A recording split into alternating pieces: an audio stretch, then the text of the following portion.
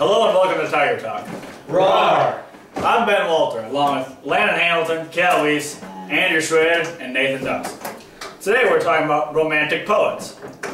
Romantic poetry began in the mid to late 18th century as a reaction against the prevailing Enlightenment ideas of the day.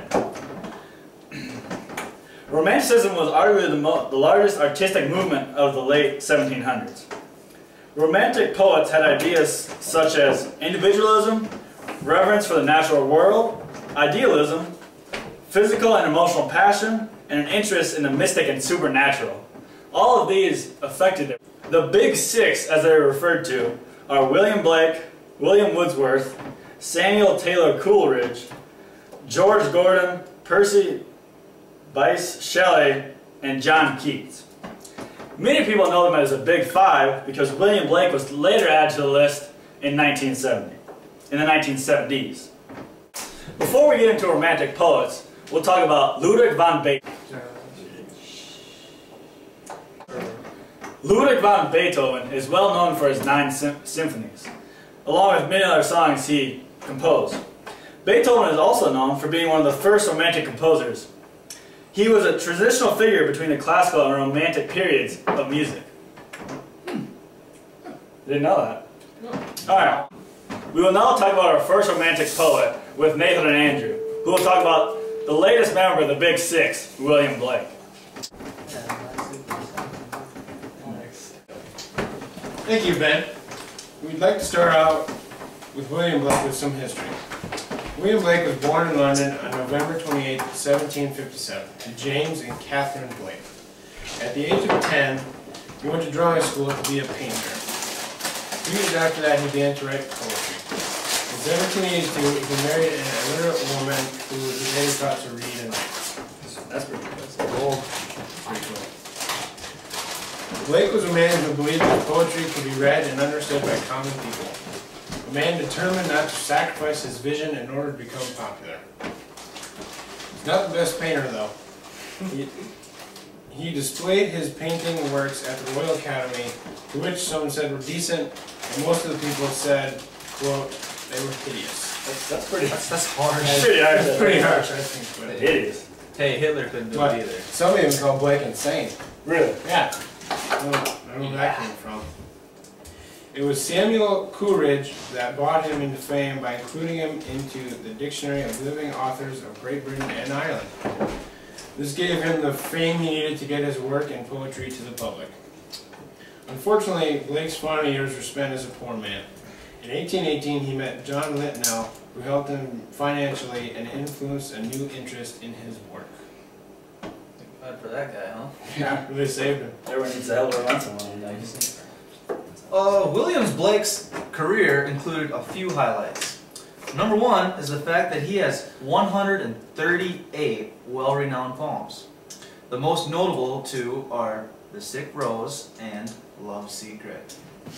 Blake also did work on Dante's Divine Comedy, with a push from Linnell, giving him work until his death in 1827.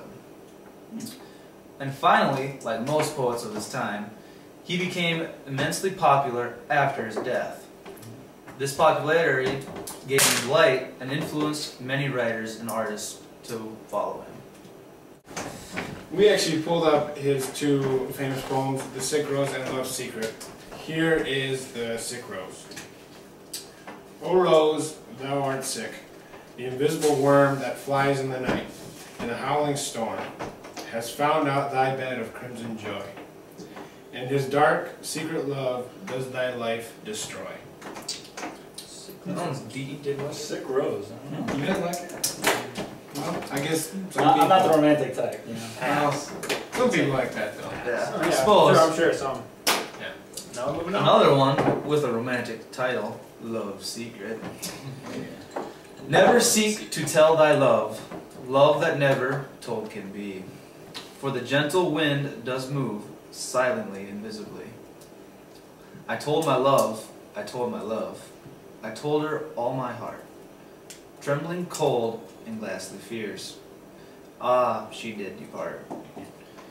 Soon as she was gone from me, a traveler came by, silently and visibly, he took her with a sigh.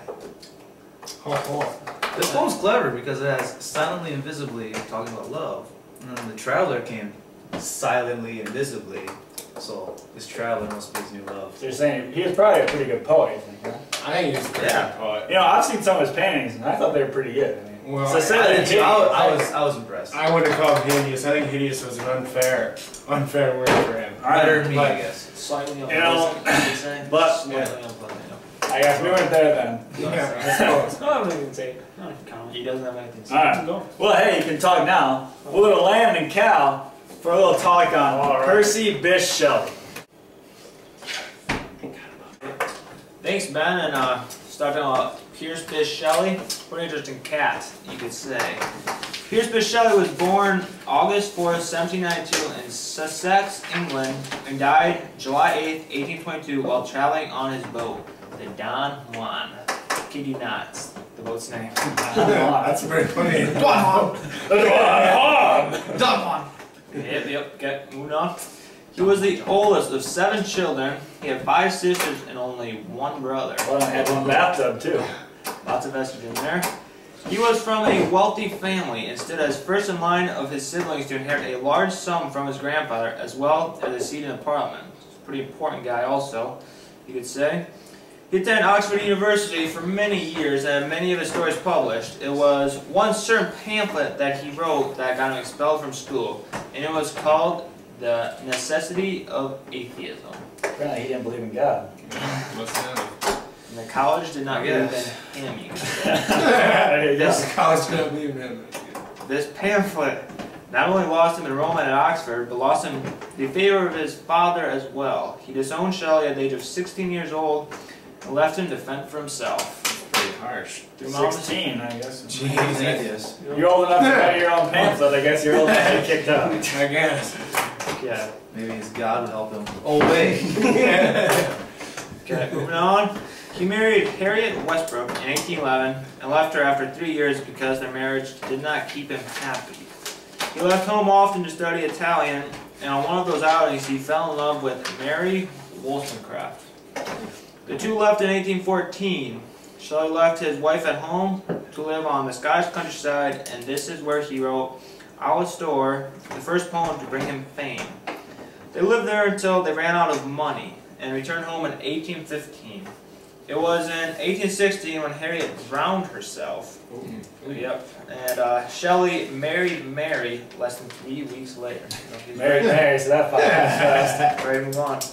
While he was married to Mary is when Shelley wrote his best works, including Prometheus, Unbound in Rome, The Cenci, The Mask of Anarchy, Men of England, Adonis, and The Liberal. Percy Bysshe Shelley died on July 8th, 1822, while traveling to Italy on his schooner, the Don Juan. The Don Juan. If I announced it earlier. We're moving on to some interesting facts with my co-partner here, Lyman Hamilton. These facts are pretty interesting. He was close friends with 2 other romantic poets, Lord Byron and John Keats. His second wife, Mary Shelley, was the author of Frankenstein. Really? He was a strict vegetarian and wrote many pamphlets on the benefits of vegetarian. Now we know why he's an atheist. I'm vegetarian. I don't not believe that. All the major works of Shelley's life were written in the last 4 years before he passed away. Huh. He made almost no money from writing during his lifetime. His income was primarily from the money left him by his grandfather. And this is how he had time to write, although he was not considered successful while alive. He also passed shortly away before his 30th birthday. Not a very long lifespan. 30 years. Here's some highlights of his career. His first published pamphlet, The Necessity of Atheism, was very important because it started him down a path of writing, even though he got kicked out of Oxford because of it. After the death of Keats in 1821, Shelley was so inspired to write the elegy Adonis. Here's an expert from the elegy. Life, like a dome of many-colored glass, stains the white radiance of eternity until death tramples it to fragments.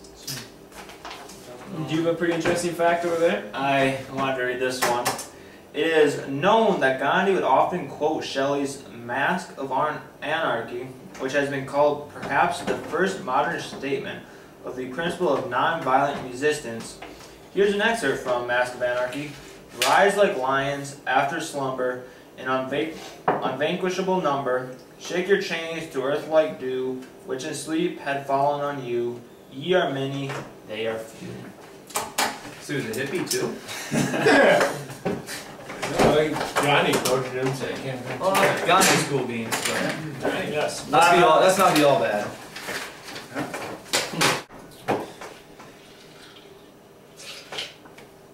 So I'm done with my drink. I hope we've left you with something about to think.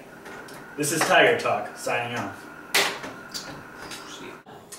I'm a tiger, you're a tiger, we're the tigers all. And when we get together, we do the tiger call. Rah, rah, rah, rah, rah, rah, rah, rah, rah, rah, rah, rah. Hey! Whopper waiting, we home. Where did my Whopper go? We gone. Woo! He's like, when can I go? It's our show, girl. How do you guys say this word? Percy Bysshe Shelley. Percy Bysshe, shall I? Yes. Bish. Bish. I'm gonna write it like that. Shelley. Okay. With the Was something I was thinking. I was in a About dark room loud to Gonna make sure. about soon. Fill up my cup, I'll see the crowd.